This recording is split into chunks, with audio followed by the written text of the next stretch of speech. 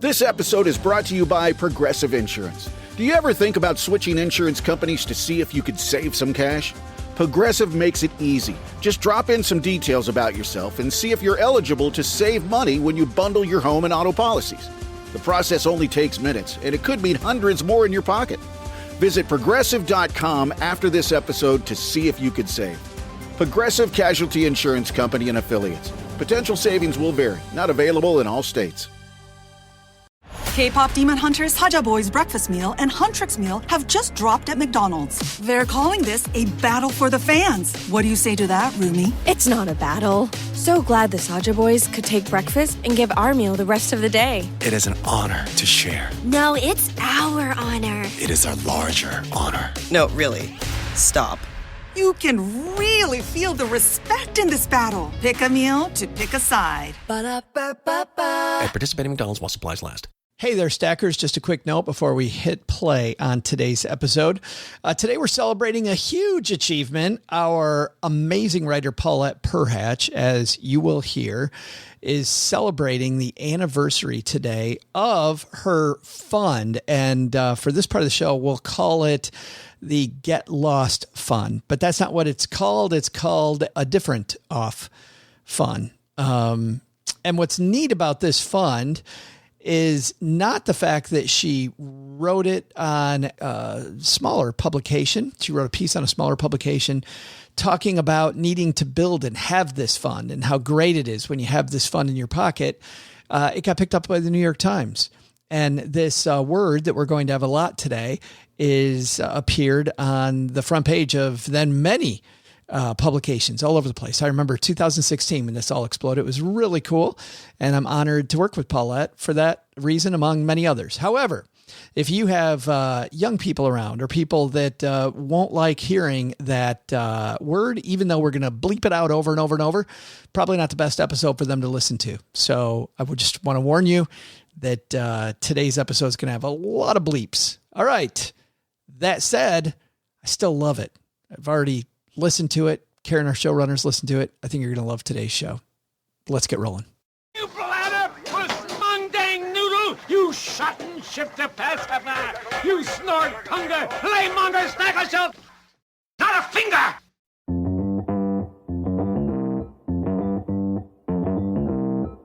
Live from Joe's mom's basement, it's the Stacking Benjamin Show.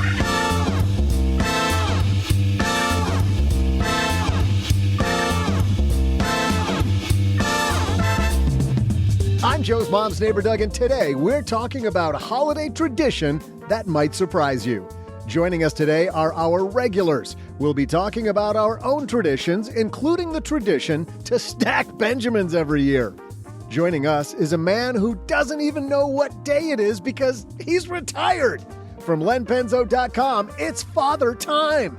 Nah, it's just his older brother, Len Penzo. We also welcome a man who has the annual tradition of smiling once, OG, and then a woman who bucks tradition, including the tradition of spending only the money you have in your bank account, Paulette Perhatch. But that's not all. Later, I'll swoop in with my traditional trivia question. And now, a guy who's here for you year after year, it's Joe Saul-Sehy. Hey there, Stackers, and happy Friday to you. I'm super excited to be talking traditions today. And as is tradition, we are hoping to kick off a fantastic weekend with you. And let's start off by meeting our team here together for the first time in our entirety in 2023. We'll start off with a guy across the card table whose name might rhyme with Get Off My Lawn. It's Mr. OG. How are you, man? I don't worry about people coming on my lawn. I've got the big fence around it. It's like board-on-board cedar. It's 8 feet tall. The wiring across the Barbed top. wire, armed guards. Guard tower. Right. Absolutely. And that voice you just heard briefly there, the woman who, when asked cash or charge, said, please charge it to somebody else's account. It's Paulette Perhatch. How are you? I'm good, especially when I'm going out to dinner with you, Joe. Charge it to him. That was a fun dinner, by the way. That was a super dinner. fun dinner. Totally worth it. Whatever bill you got. Got to do that again. And the guy who, when dreaming, instead of counting sheep, he counts bars of gold bullion. It's Mr. Len Penzo. How are you, buddy? I'm good, but I always feel jealous of people who always try to start out the new year on the right foot, because I never, ever can. I'm like destined to never be able to. You know why that is? Because you're left-footed. Inertia. That's I have two left feet. That's correct. I feel so good I got to the joke. You got that one. I got it. You got that one. Is that a great way to start the year? Now, if I could take part in our trivia challenge halfway through this, I'd be pretty well off. Hey, today we're going to be talking about traditions. There's a piece that I read this last week at CNN.com, which is about KFC and Christmas. Big Christmas tradition, Mr. Penzo, in Japan is eating at KFC. Is that the same tradition you have in the Len Penzo household? Every Christmas get some extra crispy? At the Penzo household, no. KFC at Christmas is not. We do the beef brisket on Christmas Eve, and we do the what we call it chickadelle, but it's really cavadelle. It's Italian pasta I make homemade. We do that on Christmas Day. But let me say this. I love KFC, and every chance I can have KFC, it's Christmas Day when I do get to have KFC. It feels like another Christmas day. It does feel like Christmas Day. I love KFC. My daughter lived in Japan for a few years and said that it was just packed. Christmas Day at KFC was just packed. But you know what? It's gotten to the point in Japan that they don't even think about it. What traditions do we have that we don't even think about? You guys have been nice enough to create some list for us. We're going to walk through some of our money spending traditions. What are some things we just blow some cash? Don't think about it. But before that, Paulette, you know what I was thinking about as I was planning out this episode? I was thinking, where are we going to put these things? In business, there is no room for guesswork. Every shipment matters. Every deadline counts. And when you're trying to keep operations running smoothly, the last thing you need is uncertainty. That's why reliability is at the core of USPS Ground Advantage. From the moment your package is first scanned in, it moves through a secure nationwide network, aiding in a timely and accurate delivery. You get near real-time tracking so you can keep up with your shipments. And with affordable upfront pricing, there are no hidden fees or surprise surcharges to throw off your cost sheets. It all adds up to predictable deliveries you can depend on, because knowing your logistics are handled lets you focus on everything else, your customers, your team, and the future you're building. Visit USPS.com/Ground Advantage to start shipping with confidence. USPS Ground Advantage. We mean business. I had a breakfast mentoring meeting yesterday with a young woman who was just amazing. She is graduating from college with a degree in wealth management, and she reached out hoping for some pointers. And listen, if somebody's in Texarkana and wants to go into this beautiful field of personal finance and helping people get their money together, that is incredible. But even more incredible is how she reached out, how she was trying to network. And I was having a discussion that finding the right person and avoiding the wrong person for a role, that's what can make or break an organization. And we just don't see that many qualified people. So how do you find them? Well, Indeed sponsored jobs is a boost whenever you need to find quality talent. If you're hiring, Indeed is all you need. You can stop struggling to get your job post even seen on other sites. You'll match with quality candidates with Indeed's sponsored jobs. Get matched with and hire quality candidates who can drive the results you need. Reach candidates who meet your specific criteria like skills, certifications, or location. It drives me crazy when I'm matched with all kinds of people who aren't a fit. I don't have that kind of time. People are finding quality hires on Indeed right now. In the minute I've been talking to you, companies like yours made 27 hires on Indeed, according to Indeed data worldwide. Sponsored jobs posted directly on Indeed are 95% more likely to report a hire than non-sponsored jobs. Spend less time searching and more time actually interviewing candidates who check all the boxes. Less stress, less time, more results. When you need the right person to cut through the chaos, this is a job for Indeed sponsored job. And here's what's cool, Stackers. You're going to get $75 in sponsored job credit to help get your job the premium status it deserves at Indeed.com/podcast. Just go to Indeed.com/podcast right now and support Stacking Benjamins by saying you heard about Indeed right here at Stacking Benjamins. Indeed.com/podcast. Terms and conditions apply. Hiring, do it the right way with Indeed. And we figured it out. We'll just put it right there. We got Paulette here. We got OG here. We got Len. We got Doug. So let's move.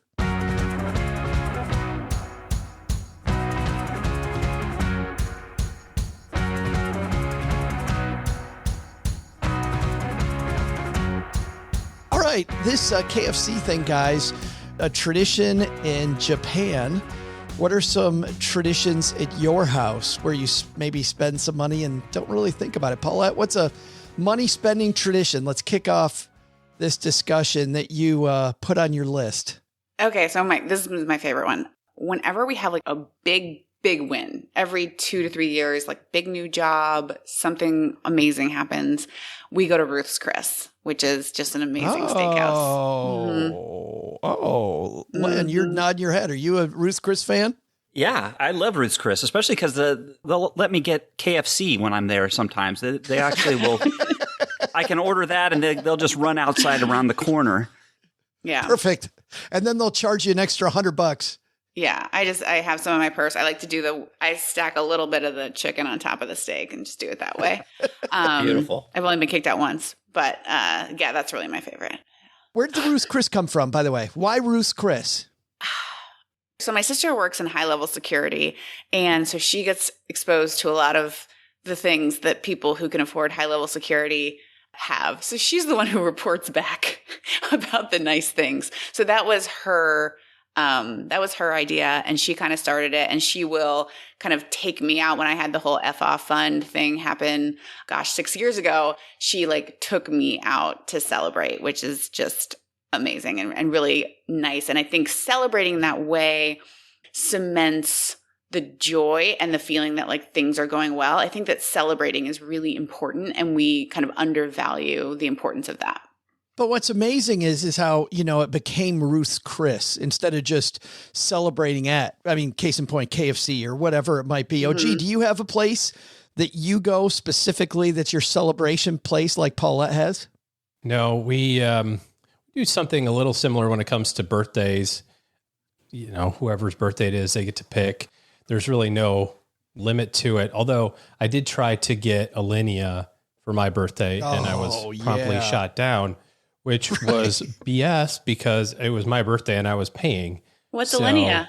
Oh, it's this phenomenal restaurant in Chicago.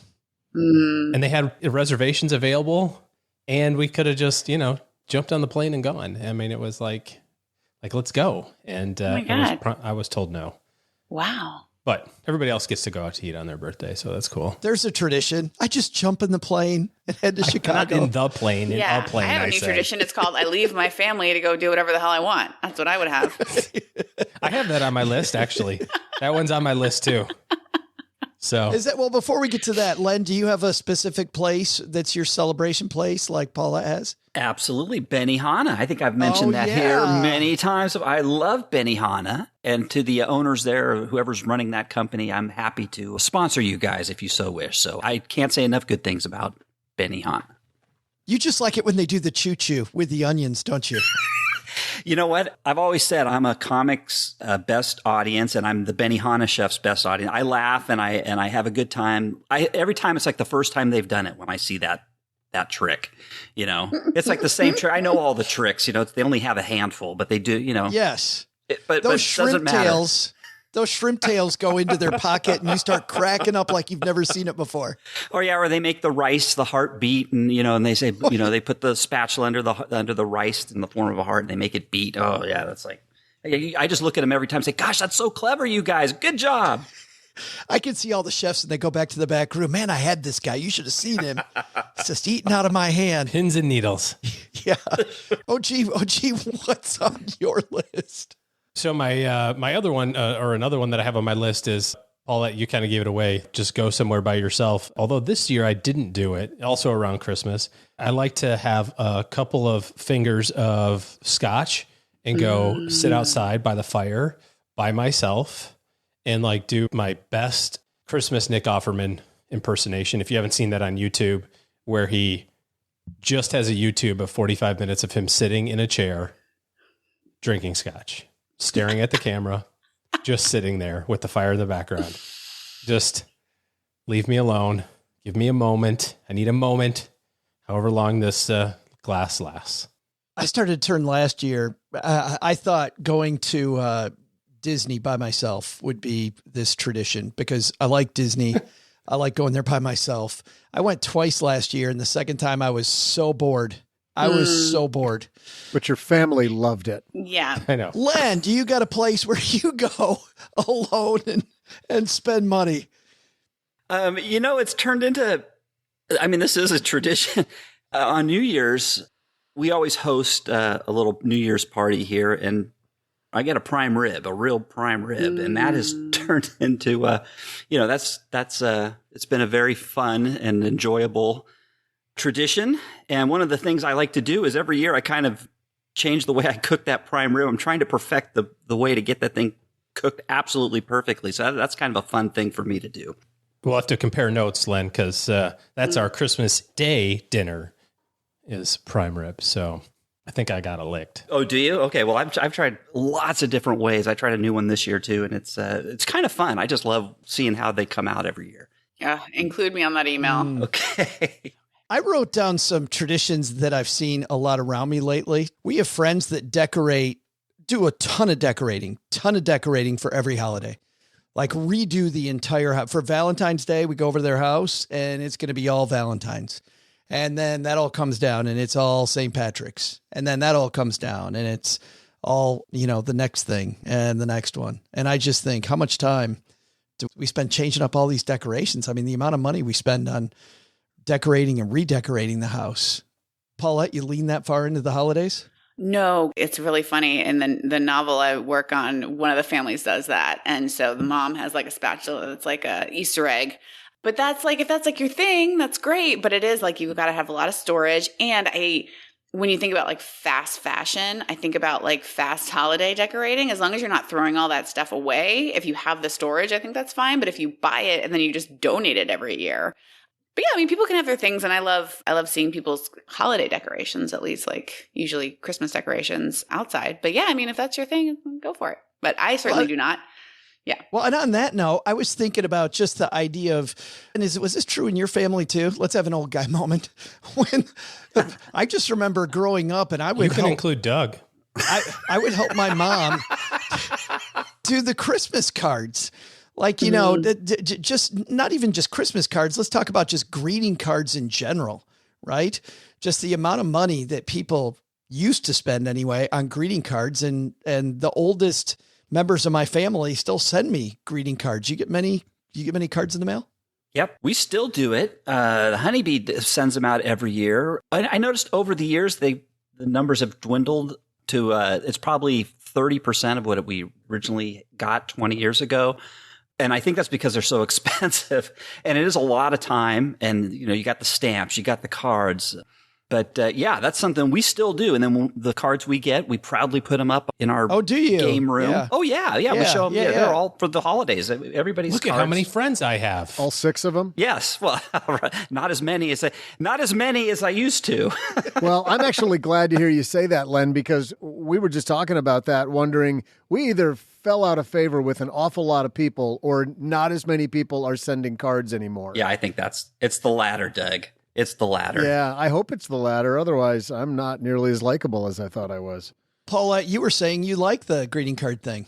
Yeah, I love it. And I love Postable, which does like handwritten cards, like computer handwritten. It's like a handwritten font. And just for me, I think it's an ADHD thing where like mailing something, it's like, forget about it. So many moving pieces. Like I cannot do it. So with Postable, I know, and I swear they don't pay me, but like I really do love it. You just go online and I could type everyone their own card and include a picture and put it on there. I didn't get to it this year. And it actually prompted me to go to my calendar next year and every Saturday in December, schedule 2 hours to do something around the holidays. Cause I saw one post by someone who doesn't celebrate Christmas and was from a different country and came and they were shocked and they were like, it is just like a part-time job that everyone has during December. That's what Christmas is in the US because there's so much work around it to do, which is it can be joyful and I think it's great, but like you have to schedule it in. And I was just super busy. I wrote down one more tradition that just trying to think kind of deeply about this. And this one's going to go way back. I mean, this is just something that's so innate that we don't even think about anymore.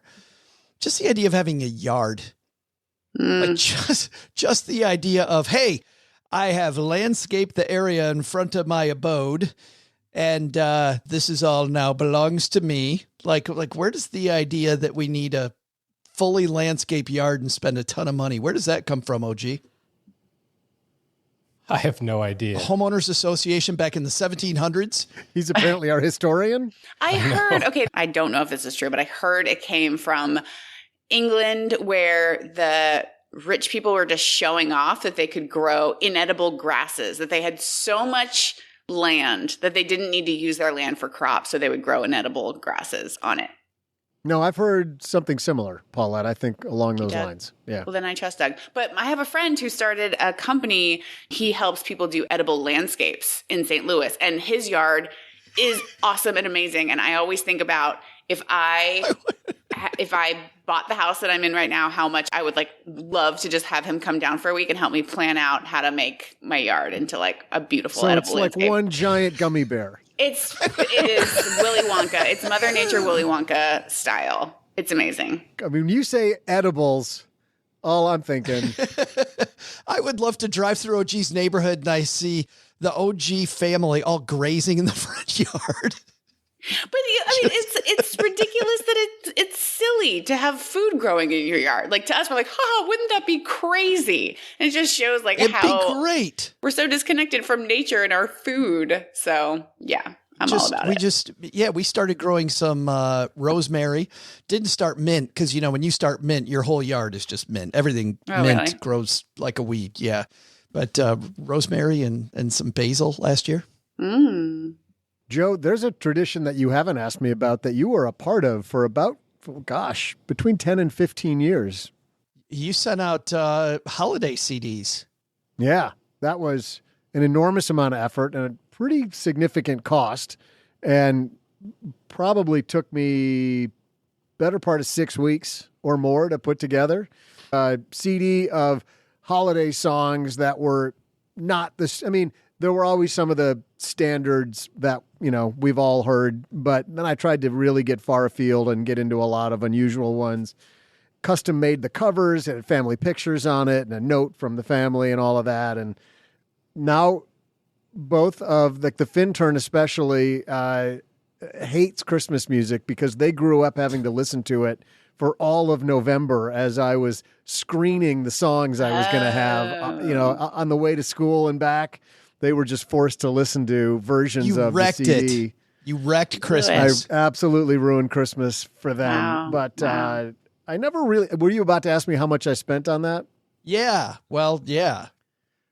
I never really added it up on purpose, but it was several $100s, if not more than that, between the cost of the CDs. Much more than just sending the greeting card we were talking about earlier. Yeah. The labels. I had a label press that would put the custom labels on the CDs, the jewel cases, because I was mailing them out in jewel cases, and then I had to buy the special padded shippers, and then the cost, was for shipping every one of them was a couple of bucks, so it was spendy, and never quite got the ROI. I thought people would just start mailing cash back to me as a thank you. Well, maybe not, but I was effusive, and I was always surprised when you're like, dude, you're one of the few people that even mentioned you got it.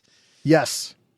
I look forward to it every year. I had that CD changer. I think Cheryl liked it more. Len had one of these CD changers. I would fill up my CD changer with a bunch of Doug's albums, his CDs, and play that in the CD changer back in the day before those went bye-bye. How many did you have? How big was your CD changer?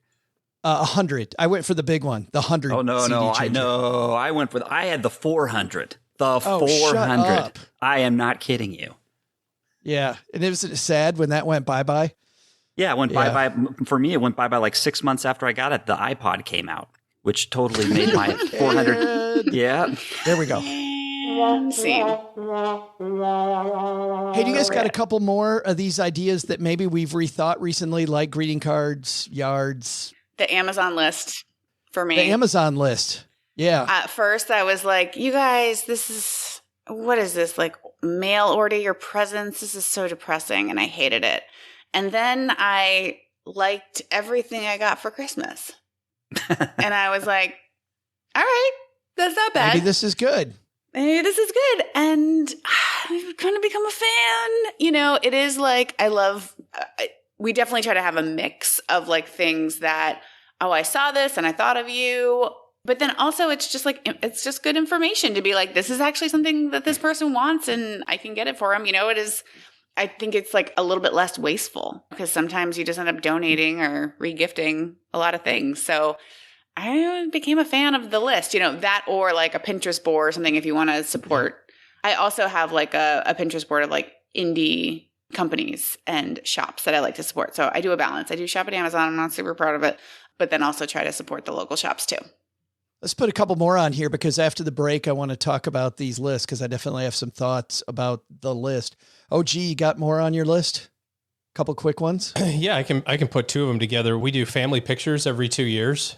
You know, we hire a photographer and all of the pomp and circumstance of making sure that everybody wears the same matching colors. And you can see behind us that all those colors are, yeah, you know, good job. Color coordinated. Yeah, well, I didn't do any of that, Paulette. I'm told what to wear. You'll be wearing black today. It goes with everything. So that's one of our ones. And then the other thing is spending a lot of time in Michigan during the summer. You know, that's kind of evolved over the years. Oh, yeah. When we lived in Michigan, of course, it was every weekend we would go. And I think a lot of that is, especially if you have a second place, it's like it turns into an obligation. You know, it's like, got to go to the lake house, you know, because we haven't been there in 2 weeks. Yeah, I was thinking about that too. Oh, gee, that was on my list, was the vacation being more than just time off. Like, oh, it's not time off. I got to go to some place that's, you know, big and bold and different, or to your point, to the same place we always go, one or the other. Yeah. Len, you got more on your list? One is we have like every 2 months, we have a game night where we have a bunch of people over and, you got to host and you got to provide the food and the games. That's got to stay. Yeah. So that's got to stay. But then the other ones are, we have two vacations. We usually have our annual Maui trip, and then we do one in the summer.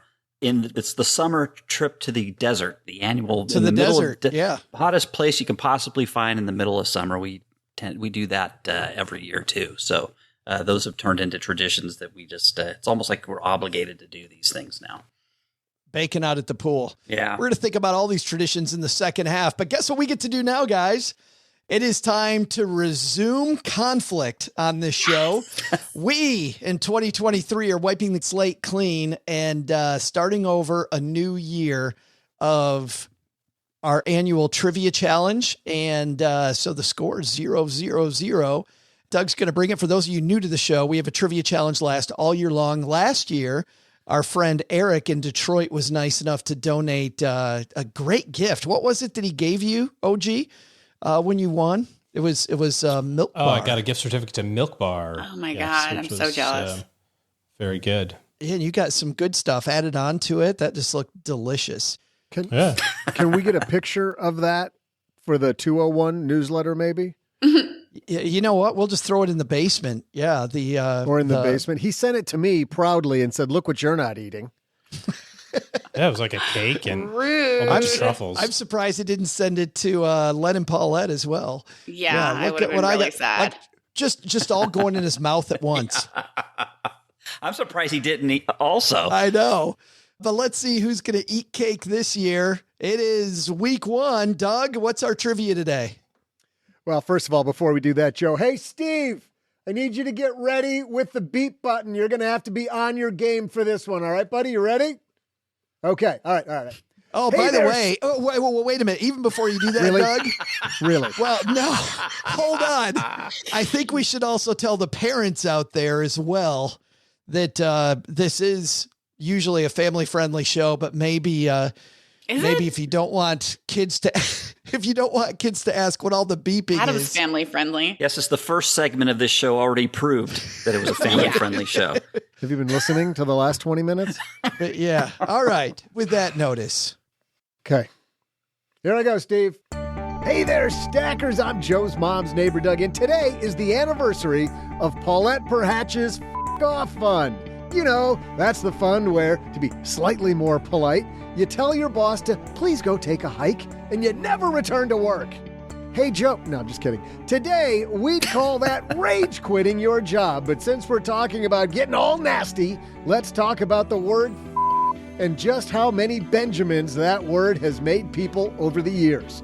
From an unspeakable word today, people have made money from for centuries. In the broadest sense, for money is the world's oldest profession. And now, popular books like The Subtle Art of Not Giving a are the New York Times bestsellers.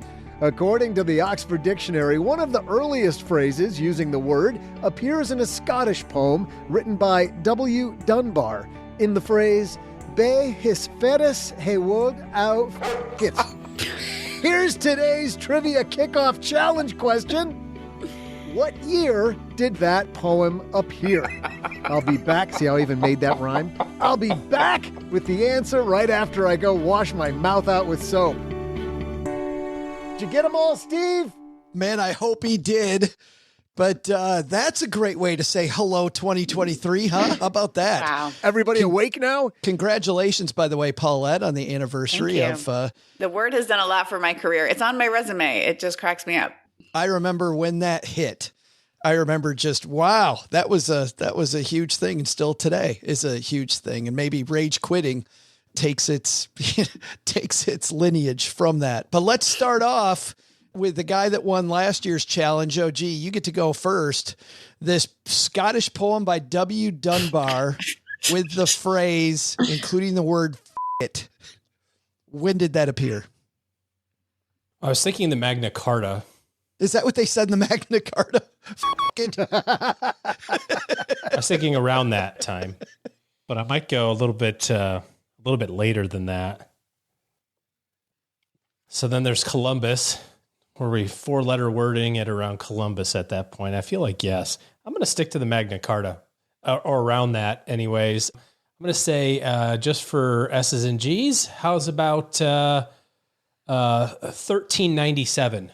Which I know is a little wide berth from the Magna Carta before people send me messages. It was in the 1200s, dummy. I know. 1397. Yeah, I knew that too. About the Magna Carta, obviously. Of course, duh. Of course. All right, Mr. Penzo, you're in the unenviable position of going second. Yeah, I wish you'd have asked the question, Doug, about the man from Nantucket, because I could have given you the year for that one, but Led's favorite poem. Yeah, I don't know. I think it's pretty old too. And of course it's Scottish, so gosh, that really throws you off. Yeah, right. Let's see. I'm gonna say, I'm sure it's very old. What was yours? What was OG's? 13 something. 1397. 1397 is what you said? Yes, sir. Gosh, I don't. You know what? Could it be older than that, or? I don't know. I'll say maybe it's a little bit older than that. Let's say 1500. 1500 for Mr. Penzo. All right, Paulette. Wouldn't that make it not older than that? Yeah. I meant younger. Sorry. That make it possibly younger. Like, He doesn't know what he's saying. Just let Grandpa go back to sleep, Paulette. The number speaks for itself. are we doing BC or what's older that? in the younger way? The year that popped in my mind was 1300, so I'm just going to say that. You say which year? 1300? 1300. She's taking the under. All right. All right. So she's going under. Man, we'd love to tell you which one of these three is right, but we don't play that way. We will be right back.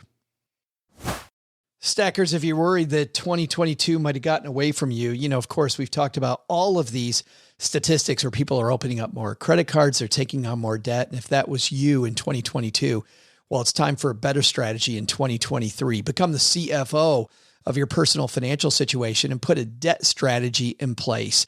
Tactically take out debt when you need it with a strategy to repay.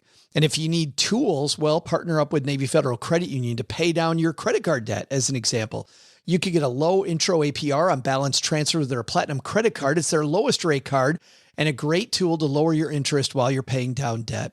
Navy Federal can also help you get started on your next home improvement project you might have. While you put together your plan for repayment, you can also get access to funds when you need them at a variable rate with their home equity line of credit. You can also get a fixed rate equity loan that has set monthly payments for large purchases. Consolidating debt with a home equity loan can streamline and lower your monthly payments. Learn more at NavyFederal.org. Our members are the mission. Insured by NCUA, Equal Housing Lending. Membership required. Loans subject to approval. Call 1-888-842-6328 for details about credit cost and terms. HELOC APR as low as 6.5% as of November 23rd, 2022. This episode is brought to you by Progressive Insurance. Do you ever think about switching insurance companies to see if you could save some cash? Progressive makes it easy. Just drop in some details about yourself and see if you're eligible to save money when you bundle your home and auto policies. The process only takes minutes, and it could mean hundreds more in your pocket. Visit Progressive.com after this episode to see if you could save. Progressive Casualty Insurance Company and Affiliates. Potential savings will vary. Not available in all states. OG kicked it off by going late in the 1300s. Now that Len and Paulette have their guesses, there was no real Chelsea Brennan here. What do you think? Got a shot? I mean, darted a dartboard, so we'll see. I think Len's got it. Len, you do have the younger years now. If it was created in 1978 was the first time. Those words go back. I don't know. Yeah. Like the earliest poem we have is from 4,000 years ago. Yeah. See? And that poem? There once was a man from Nantucket. No, it's there once was a man from Babylon who, Len, you feeling good about 1,500? I don't know. Numerically, I think I've got it. I think I've got the advantage, but who knows? Numerically, it is a year. Well, Paulette, if it was 4,000 years ago, maybe you got the advantage. I never numerically have the advantage on this show, but let's see. What do you mean you never numerically have the advantage? Because you guys are always the ones that are good with the numbers and the money, and I'm good with the words. Well, let's see if you're good with the numbers this time. Doug, what's our answer, man? Hey there, stackers. I'm money trash talking boy, Joe's mom's neighbor, Doug. In honor of Paulette's fund appearing for the first time on today's date back in Paulette. Year, please. 2016. We're talking about the origins of this most dirty of words. An internet myth appeared in 2014 saying that the word was short for fornicating under consent of the king, a myth that historian and language scholar Kate Wiles debunked in a piece called On the Origins of the Word shortly thereafter. It sounds so academic when she puts it that way. And it's actually true. This is all true. Yeah. In fact, the website Kotaku went as far back as the 13th century to find names like John Lefebvre,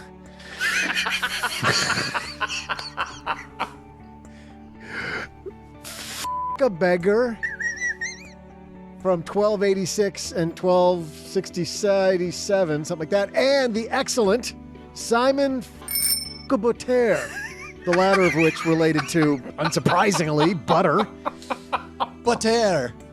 Botter. Wow. Yeah, I mean... Family show.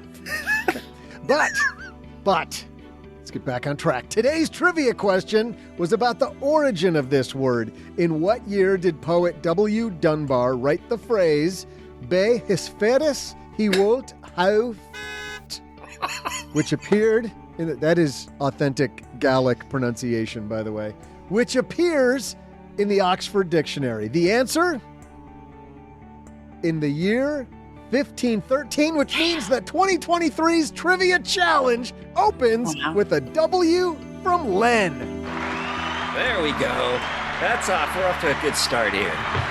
Oh, the crowd goes wild. Mr. Penzo leads early. Nice work, my friend. Sorry, Paula. Oh, thank you. Thank you.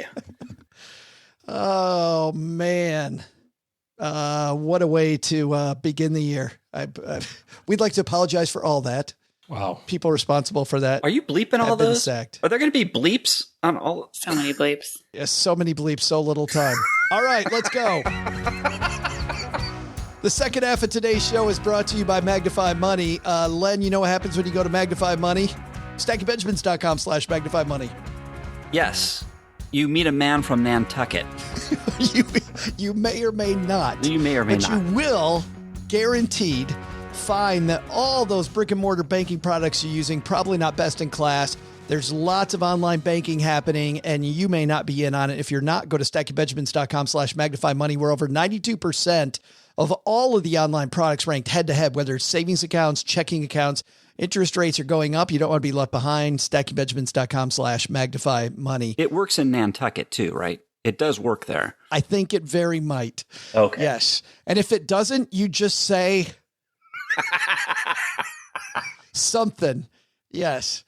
Let's go through these and see if we can either make these either more frugal or more fun is going to be the thing I want to do here in the second half. Take all these ideas we had from the first half and see, is there a way to upsize these things? Maybe make them even better. So let's start off with Paulette. Paulette, for yours, you ever think about, instead of Ruth's Chris, maybe doing something that would even make it even better, but at the Like same KFC? time, cost less money, like KFC?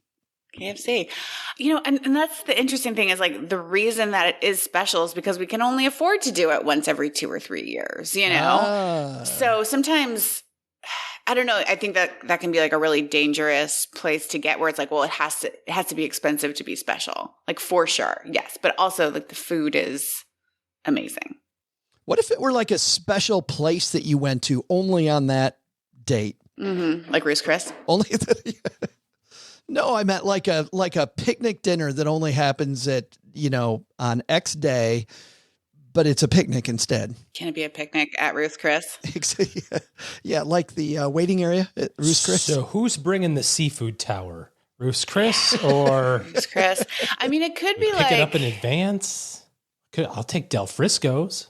Yeah, what could be special about that? The good thing is that like it's a psychological, trick that you can kind of create positive associations. Oh my God, there was this place called, we never went, but it was called Homer's Original Smorgasbord in this little town where my best friend lived. And we joked about it all the time, how terrible it was. So it could be just like a goofball place you go and it's like, this is where we go to celebrate. And then it would be enjoyable, but you can't argue that the food at Ruth's Chris isn't like amazing. So we get the pleasure of this amazing food because like you done good, right? So yeah. But I want to be open to that because I think being more frugal is important. Well, I think it depends on where you're at, right? I mean, if it is a huge win, I think celebrating is important. I mean, OG, you're working with people on financial plans all the time. I think celebrating the milestones for some of these big goals, especially, means taking a break and maybe celebrating I made it a quarter of the way to this win. The hard part is that conversation that you have with yourself that sounds like I deserve ... Mm-hmm. Because that, like Paulette was saying, that can get a little slippery in a hurry, especially if you're digging yourself out of issues. Oh, I finally paid off $1,000 in my credit card. I deserve it to take the family out to Ruth's Chris this weekend. Mm-hmm. And it's like, well, now you just put another $500 back on there. So did you really accomplish anything, or did you just create an excuse for yourself to go eat a steak? You got to be careful. Yeah. I think about people that celebrate paying off credit card debt by buying a big screen TV, or they stick to their budget for 3 months and they buy a big screen TV, and it's of course on credit. I don't know that we can do anything with go somewhere by yourself and stare like Ron Swanson into the distance. Pretty frugal. That is very frugal. Cheaper drink? I don't know. Yeah, that's not going to happen. Yeah, we got scotch is a scotch, so we don't really skimp on that sort of stuff around these parts. Yeah, and I'm not sure, Len, about the prime rib one either. I mean, well, there is. Actually, there is. Oh, yeah, on prime rib for sure, yeah. Yes. You can 100% change that. Wait a minute. You're okay making him get a cheaper cut of beef, but you're not going cheap on the scotch. You're not going to drop down to the Lauders on the bottom shelf. You can get tenderloin instead of prime You can get choice instead of prime at Costco. You can get a tenderloin slab instead of a big bone-in ribeye. Len, what were you thinking? Well, I did that last year. There was a shortage of prime. I don't know how successful you were, OG, but there was a shortage of prime rib. You only could get the choice because it's called prime rib for a reason. So it was much cheaper. It was, as a matter of fact, it was it was more than 50% cheaper, actually, the choice. But there was a slight drop off in quality. Still, it was good. It was good. For the savings of 60%, I'd say it was it was worth it from a money perspective, but you get what you pay for. So there are ways to cut corners by going with a cheaper cut of meat. Remember back in 2006, 2007, when everybody was all about subprime? Well, that was something else. That was a whole different thing, maybe. Let's talk about holiday decorating. Changing it up for every holiday. I think strings of popcorn. What's that, Paula? Strings of popcorn. Well, there's like printable stuff that you can like color with kids. And like, I think the crafts where you like make the things are really fun because then it's a memory of doing the thing as well. I like that. I like leaning into the decorating. Like this year, I, instead of just hurrying to get the Christmas decorations up, I just put on some music. Like I just packed my and went to Europe. That really got me in the mood.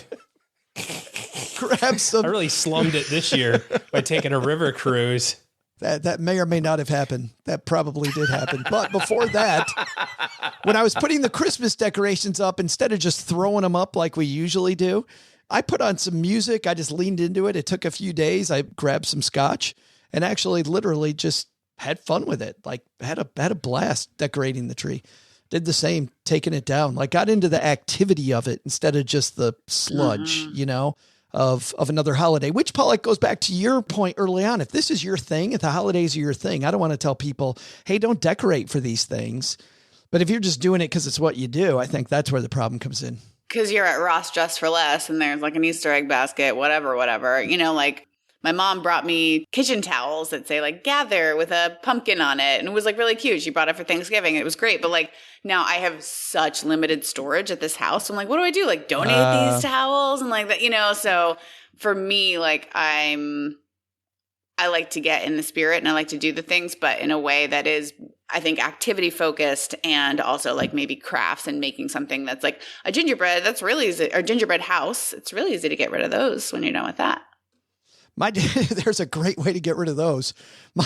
My dad, he had a few Santa Clauses he liked, and that got to be a big deal. And every year, because nobody knows what to get my dad, we began giving him Santa Clauses.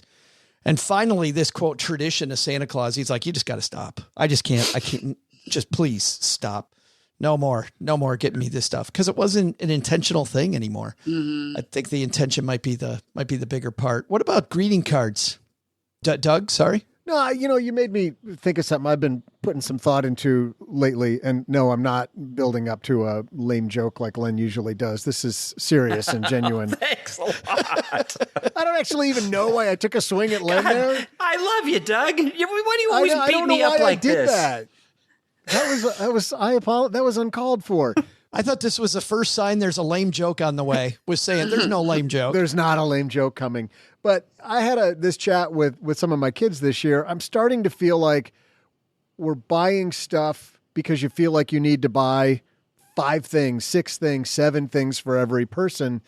And it just doesn't feel right. I would rather, this is what I've asked them to do now for the last several years, is get me an experience that we're going to do together. So like in a couple of weeks, we got concert tickets and we're going to a concert in Chicago together. That for me is way more valuable than a sweater. I got a restaurant you can eat at there. Linea. Called a Linea? Yeah. But it sort of plays into what I think is becoming a little bit popular now. Have you guys heard about the 4 gift rule for Christmas? A lot of parents are starting to get into this. It's called the 4 gift rule: something they want, something they need, something to wear, and something to read. And it applies more to kids, but it limits the craziness of how much crap you're buying for people.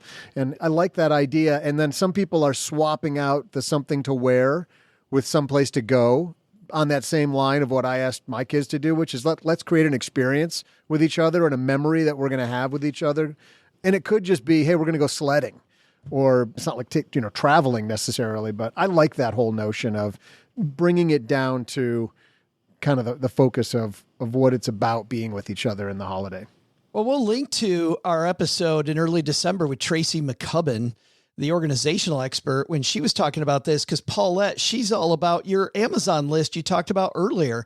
Like, Doug, to your point, if we're going to get people something, get them something that they're going to need and use.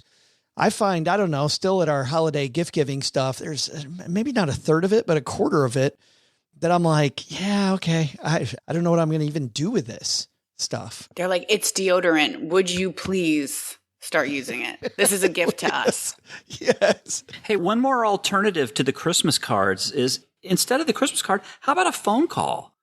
A lot of Christmas cards we send to, or people, and I'm guilty of this, that I really have not spoken to in years, several years for sure. And probably, what I should do this myself, is make a phone call and save money on the card and give a phone call.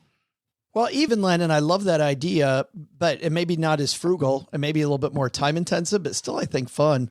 The handwritten note has just gone away. And just a handwritten note, I think at Christmas time or any time, it always, with me, it makes a huge impact. Whenever somebody sends me a handwritten note, I'm like, God, I should do that. Because it's so intentional and fun and really not that expensive.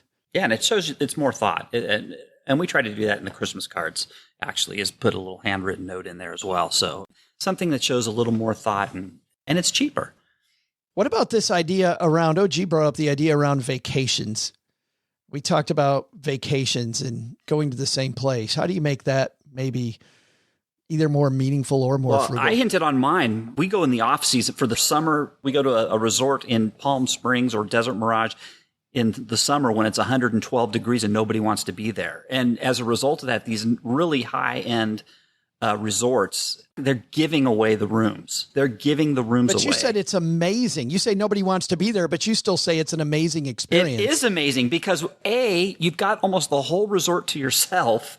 And B, the place is fantastic. It's still great. It's just, you just got to be, go hang out by the pool while it's, or be in the bar and play cards with your friends or something. But we have an amazing time every summer, even though it's really is miserable out there.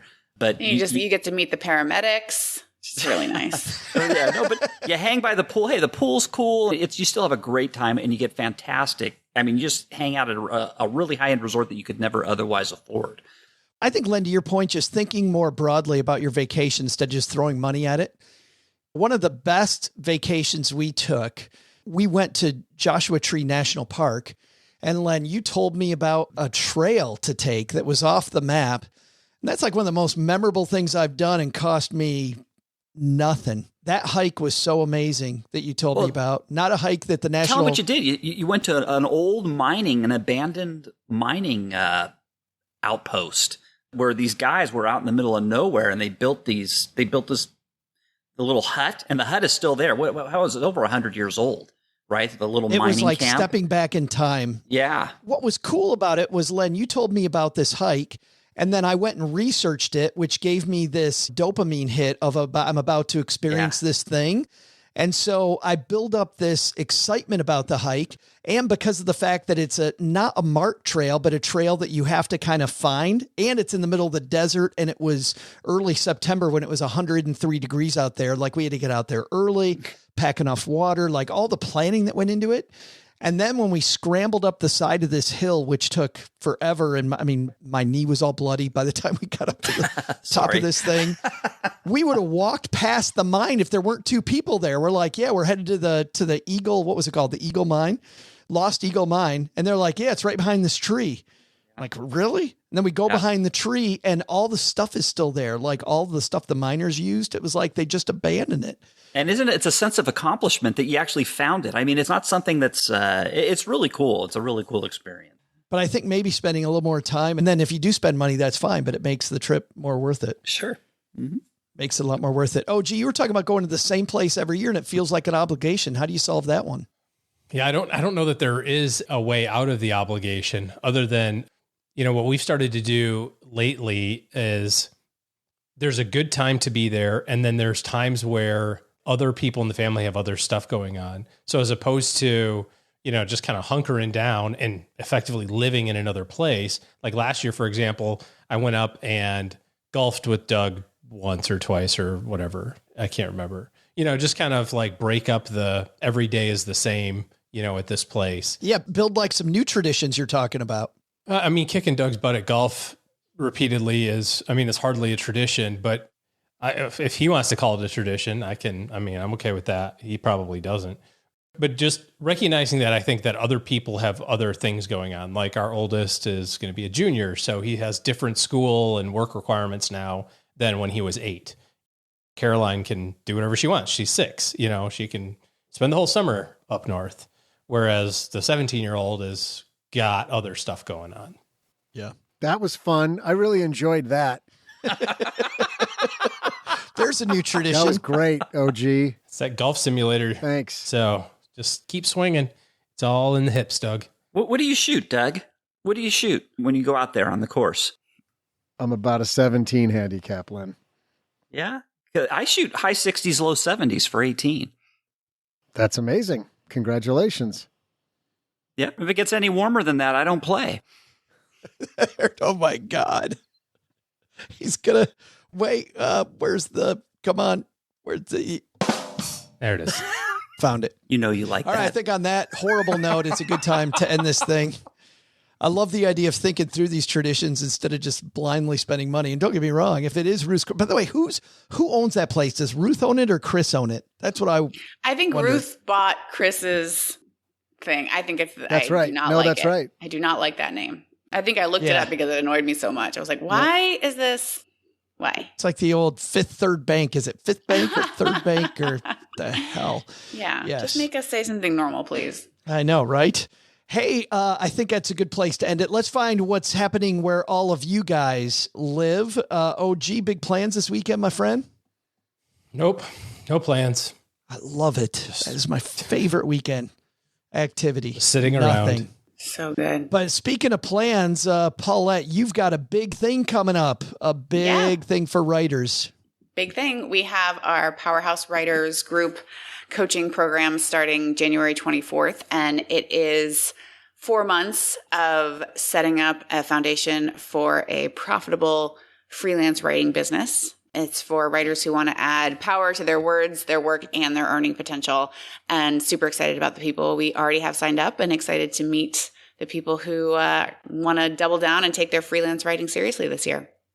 I like the idea of making it profitable because I know a lot of people that get involved in writing and they're like, I don't know where this idea of people in the quote arts thinking that money is evil, right? Oh, no. If I make money, I'm not an artist anymore. No.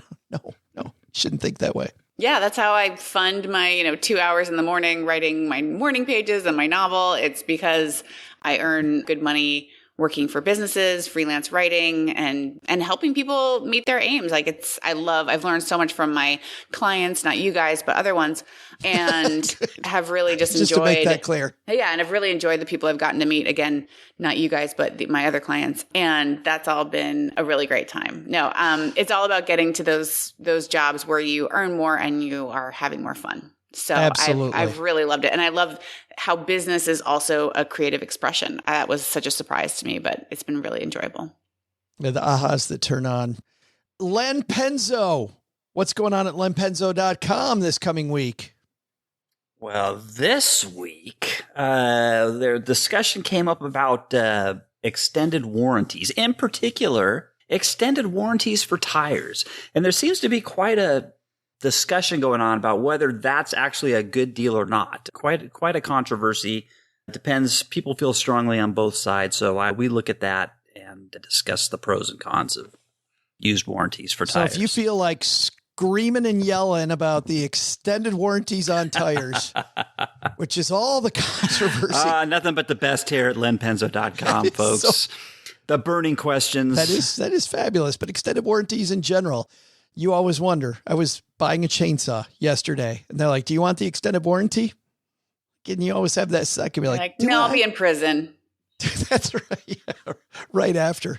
No. Yeah. Make the movie first. And then, what the hell was that about? Get it? Because you're going to murder people with it? I do. That's why I said, no, make the movie first. And I'm like, not the movie. Yeah. No, the real thing. Really murdering people. That's funny, right? Here we wait. Found it again. Found both of them. Wow.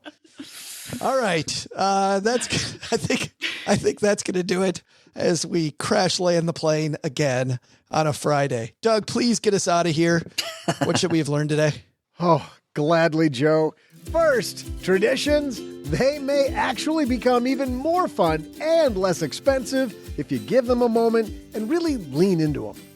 Second, take it from Len and OG, locking the door to keep your family out, drinking some booze alone with a good piece of steak is a fine tradition to start. But the big lesson? Thank goodness Steve doesn't charge by the hour. All this beeping Steve's got to add to this podcast after that potty mouth trivia. Holy cow, we're making him work. Hey, Steve, I just had an idea. Maybe you should, put a light over the window of your engineer booth, and shine it red when we're over the limit on our time with you. Like a big red light over the window so we can all see it. And you can stand there telling us that we've had to you're going to make a lot of money if you put a red light over your window. All right, we'll work on it later. Thanks to Len Penzo for joining us today. You can find Len at lenpenzo.com/Nantucket. Thanks also to OG for joining us today. Looking for good financial planning help? Head to the stackingbenjamins.com/OG for his calendar. This show is the property of SB Podcast LLC, copyright 2023, and is created by Joe Salsihai. Our producer is Karen Repine. The show is written by the brilliant Paulette Perhatch with help from me, Joe, and Doc G from the Earn and Invest podcast. Take a deeper dive into all the topics we cover on each episode by checking out our newsletter, The 201. You'll find the 411 on all things money at the 201. Just go to stackingbenjamins.com/201. Tina Eichenberg makes the video version of this show. Once we bottle up all this goodness, we ship it to our engineer, the amazing Steve Stewart. Steve helps the rest of our team sound nearly as good as I do right now. Want to chat with friends about the show later? Mom's friend Gertrude is our social media coordinator and the room mother in our Facebook group called The Basement. So say hello when you see us posting online. To join all the basement fun with other stackers, type stackingbenjamins.com/basement. I'm Joe's mom's neighbor, Doug, and we'll see you next time back here at the Stacking Benjamin Show. Not only should you not take advice from these day-old donuts, don't take advice from people you don't know. This show is for entertainment purposes only. Before making any financial decisions, speak with a real financial advisor.